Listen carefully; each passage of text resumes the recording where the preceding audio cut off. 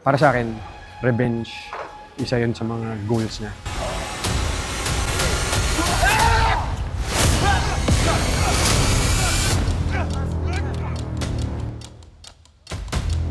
Action!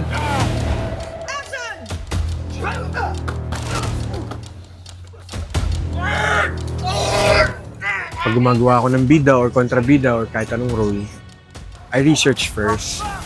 Dapat klaro sa actor kung ano yung goals, wants, and needs nung character. Yun yung nag-work po sa akin. Marami po akong iniidolong aktor na nagko-kontrabida. Katulad po ni Direk CM. Shoutout sa'yo, Direk CM. Nag-kontrabida rin po siya dati.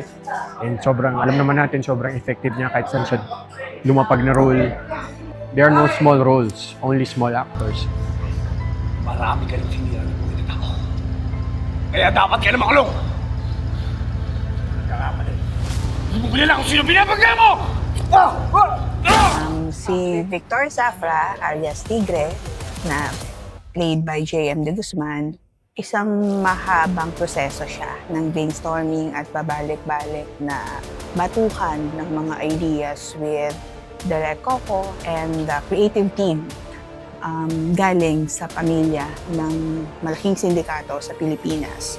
So he is powerful, he is rich, he is influential, at siya unang target or unang mission ni Gabo na mahuli. For JM naman, for Victor naman, na hindi siya aware na meron palang isang tao na naghahabol, nagpupursue sa kanya. So he was caught off guard nung biglang nag-encounter sila ni Gabo.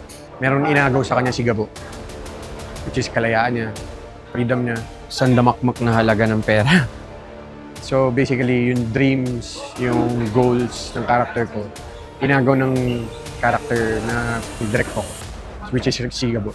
Well, siguro aware siya na masama yung ginagawa niya, illegal yung ginagawa niya. So aware siya na criminal siya, may criminal mind siya. Aware siya na kontrabida sa mga heroes niya. Sanay siya na nakukuha niya lahat ng gusto niya.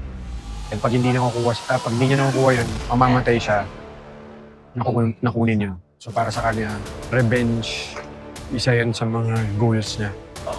Kaya ako po si J.M. De Guzman and I played the role of Victor alias Tigre Zafra. Abangan po ang Sigabo sa Primetime Bida, alas 8 po ng gabi.